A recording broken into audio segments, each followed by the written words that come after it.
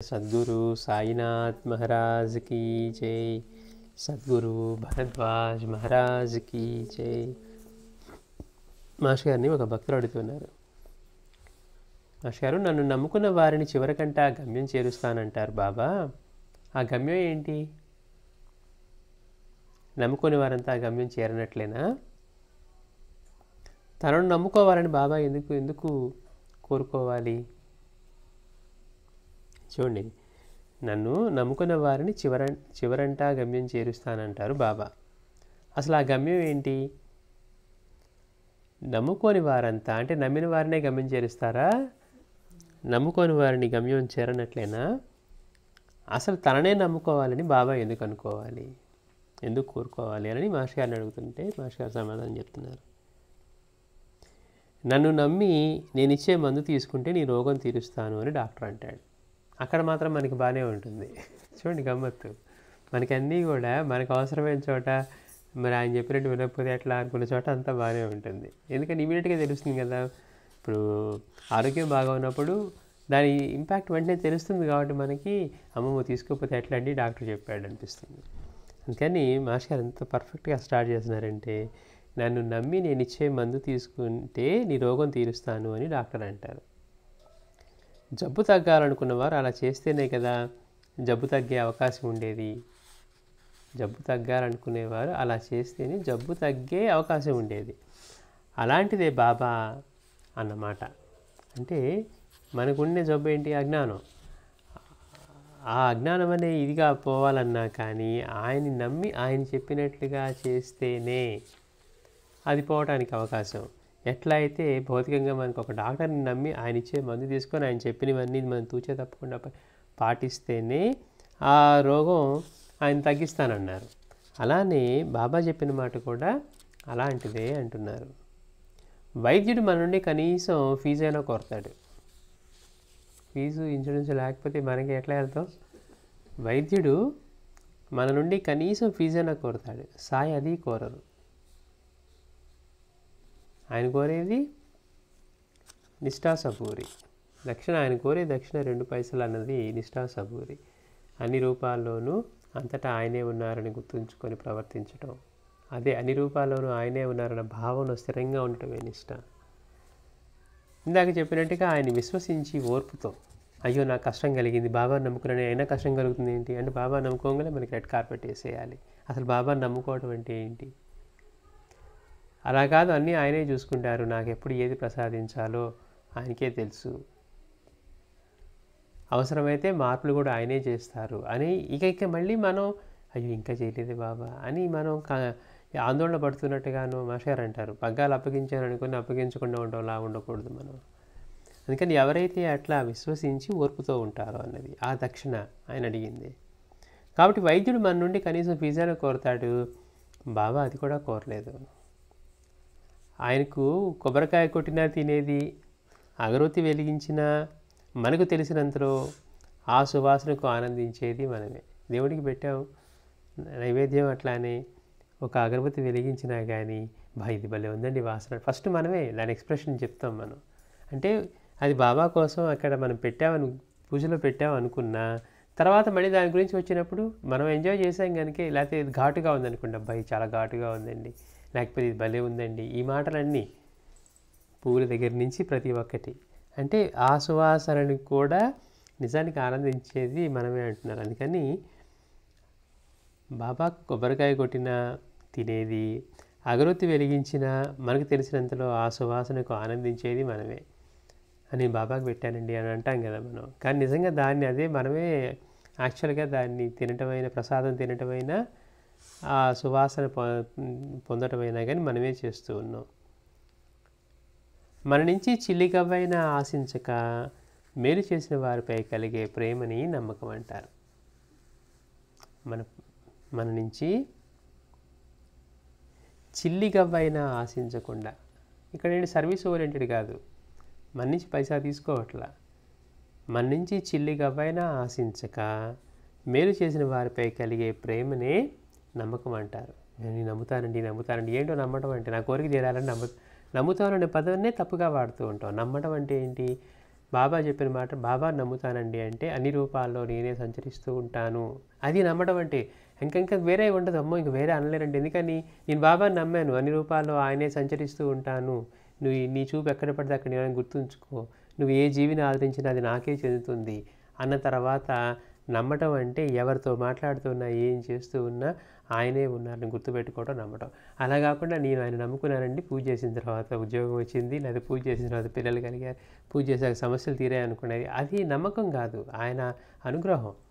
నమ్మకం అంటే అన్ని రూపాల్లో నేనే సంచరిస్తూ ఉంటాను అన్న చెప్పిన బాబా మాటను గుర్తుపెట్టుకొని ప్రవర్తించడం నమ్మకం. నమ్మడం అంటే అది కదా. నేను ఎప్పుడు నీ వెంటే ఉంటాను అని బాబా అన్నారు, అది దాన్ని గుర్తుపెట్టుకొని ప్రవర్తించడం నమ్మటం. విశ్వాసం అంటే అది, దాన్ని విశ్వసిస్తూ ఉన్నాం. అంతటా వ్యాపించి ఆయనే ఉన్నారు, నాతో సహా, నా లోపల నా బయట అని గుర్తుపెట్టుకోవడం నమ్మకం. నమ్మకం అంటే నీ ఊరికి వాళ్ళ బాబా నమ్ముతున్నానండి అందుకని ఆయన పటం పెట్టుకొని నేను పూజ చేసి నైవేద్యం పెడతానండి. నమ్మకం అంటే అంతటా ఆయనే ఉన్నారు అన్న దాన్ని గుర్తుపెట్టుకొని ప్రవర్తించడం. అందుకని మన నుంచి చిల్లిగవ్వైనా ఆశించకుండా మేలు చేసిన వారిపైన కలిగే ప్రేమను నమ్మకం అంటారు. అది ఉంటేనే మన బాగు కోసం ఆయన చెప్పేది మనం చేయగలుగుతాం. ఆయనకి ఇప్పుడు మాస్టర్ గారి దగ్గర స్టూడెంట్స్ని చూసేవాళ్ళు, వాళ్ళు కొట్టుకులాడేవారంట, ఏంటి అసలు మన తల్లిదండ్రుల కంటే కూడా ఈయనకి మన మీద ఎంత ప్రేమ ఎందుకు అని. అంటే అలా కలిగిన తర్వాత వచ్చేదన్నమాట. అట్లా నమ్మకం కలిగిన తర్వాత అది ఉంటేనే మన బాగు కోసం ఆయన చెప్పేది మనం చేయగలుగుతాం. అప్పుడు మాస్టర్ గారు ఇది చేయరా అన్నాం అనుకోండి, ఆయన నా బాగు కోసం తప్పితే చెయ్యరు, నా ఉద్యోగం కోసం నేను ఆలోచించట్లా, ఆయన ఆలోచిస్తూ ఉన్నారు, ఆయనకి నా మీద ఎంత ప్రేమో అని తెలిసినప్పుడు ఆయన ఏం చెప్పినా చేయడానికి సిద్ధంగా ఉంటారు. అందుకని మాస్టర్ గారు అన్నారు, మన నుంచి చిల్లిగవ్వైనా ఆశించక మేలు చేసిన వారిపై కలిగే ప్రేమనే నమ్మకం అంటారు. అది ఉంటేనే డబ్బులు ఇచ్చి చేసేది అనుకోండి ట్రాన్సాక్షన్ అయిపోతుంది. అందుకని ఏమి ఆశించకుండా మన బాగు కోసం మనపై ఇది చూపే వారిపైన కలిగే ప్రేమ నమ్మకం అంటారు.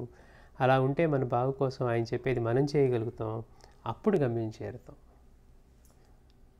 ఇక్కడ లక్ష్యం అంటే అంతులేని తృప్తి, శాంతి. గమ్యం చేరుస్తా అన్నారు కదా, మరి ఆ గమ్యం ఏంటి అంటే అంతులేని, దానికి అంతం లేదు, అంతులేని తృప్తి, శాంతి. ఒకటి తిన్నాం, ఒకటి కొనుక్కున్నాం, ఒకటి విన్నాం, లేకపోతే ఒకటి పొందాం, ఏం చేసినా కానీ అది ఆ క్షణంలో ఉంటుంది. ఆ క్షణం అది అయిపోగానే మళ్ళీ మనకి ఏదో ఒకటి కావాలనిపిస్తూనే ఉంటుంది.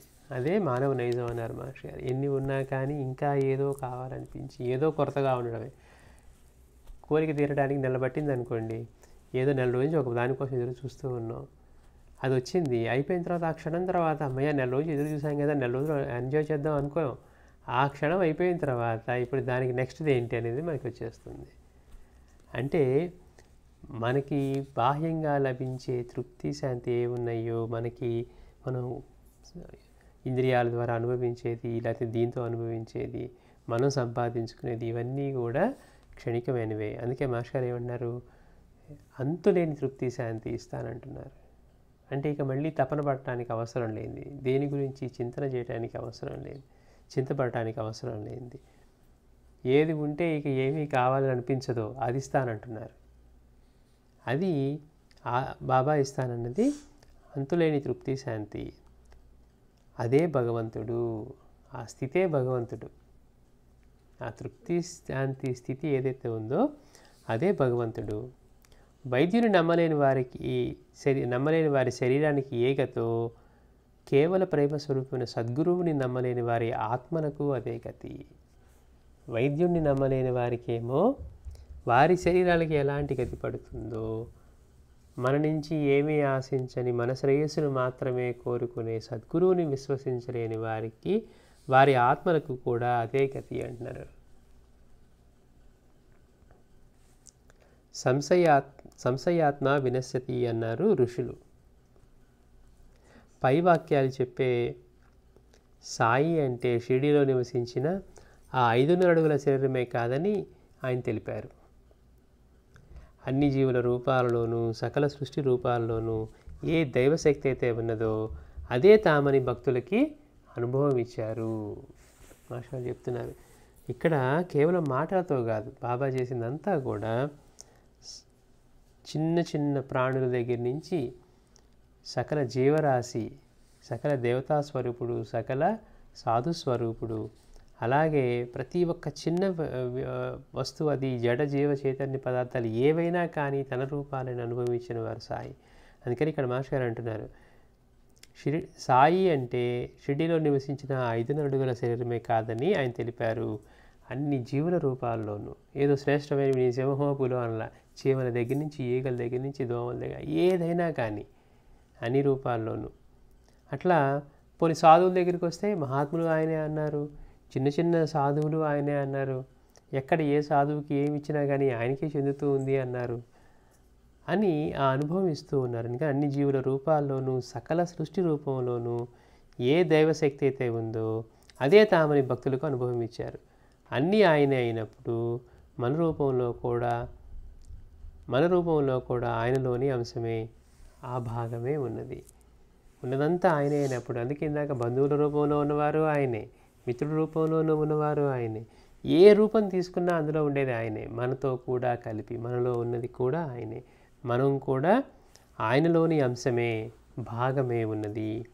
ఆయనను నమ్మలేకపోవడం అంటే మనను మనమే నమ్మలేకపోయినట్లు. అంటే మేము బాబా నమ్మమండి అని అన్నాం అనుకోండి, అంటే మనని మనమే నమ్ముకోనట్లు అంటున్నారు.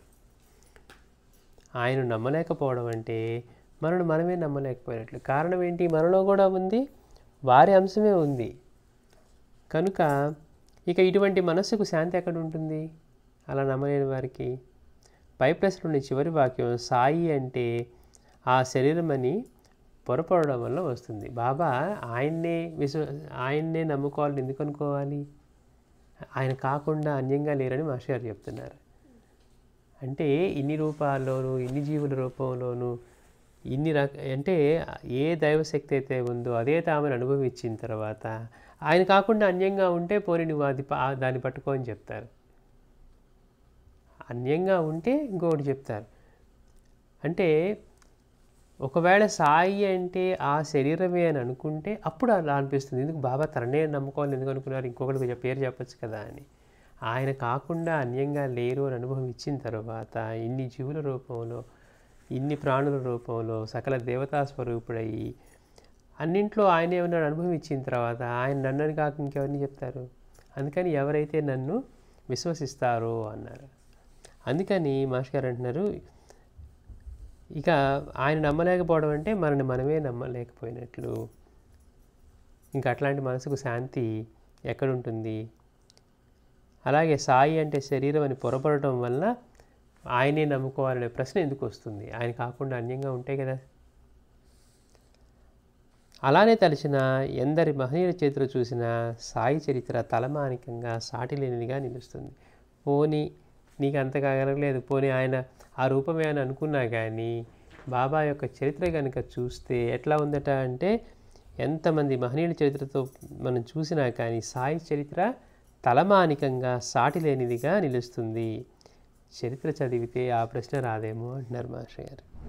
ఇది మనం గుర్తుపెట్టుకోవాలంటే ఎంతమంది మహనీయులు, భగవంతుడు ఎన్ని రూపాల్లో గురువుగా అవతరించిన, సాయిగా అవతరించినది అంటే ఆ అవతారంలో, ఆ రూపంలో ప్రకటమైనంత, అనుభవం అనే భాషతో మాట్లాడినంత, మన స్థాయికి దిగి వచ్చినంత మళ్ళీ ఏ అవతారంలో కూడా లేదనమాట.